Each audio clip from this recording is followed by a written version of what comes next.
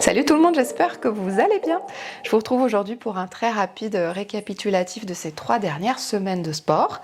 Je n'ai pas filmé, hein, c'est pas une surprise, je vous avais dit que j'arriverais pas à tenir un rythme toutes les semaines.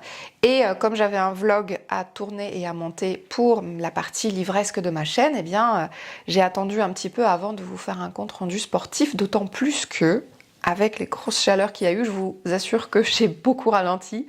Je ne suis pas remontée une seule fois sur la selle.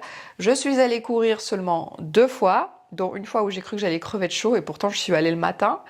Et la plupart du temps, j'ai surtout réussi à m'abriter sous un arbre pour pratiquer de longues séances de yoga et de respiration.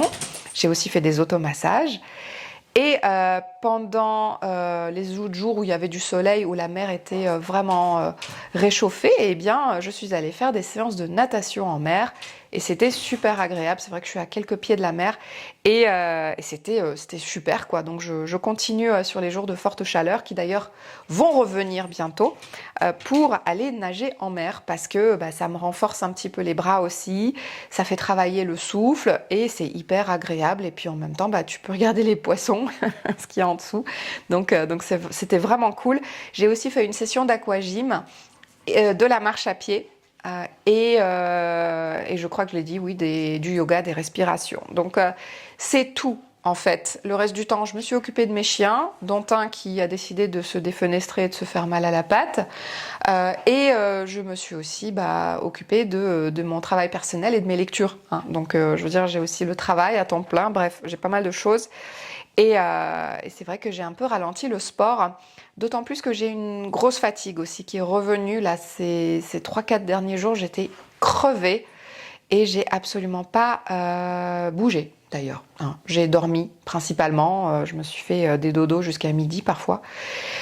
Voilà, donc sur les jours de congé. Donc voilà, c'était un peu rude. Je sais que tout le monde vit la canicule un peu difficilement. Alors si vous avez des petites astuces pour survivre à la canicule, je crois que je suis preneuse, en tout cas pour comment vous organiser pour faire du sport. Et pour ma part, j'ai un petit conseil peut-être à vous donner si vous souffrez beaucoup de la chaleur, c'est pratiquer la douche écossaise. Vous allez alterner eau chaude et eau froide. Au rythme qui vous plaît. Vous allez commencer par une douche chaude et vous allez finir par de l'eau froide. Ou alors vous alternez. Si vous arrivez à alterner chaud-froid, c'est génial.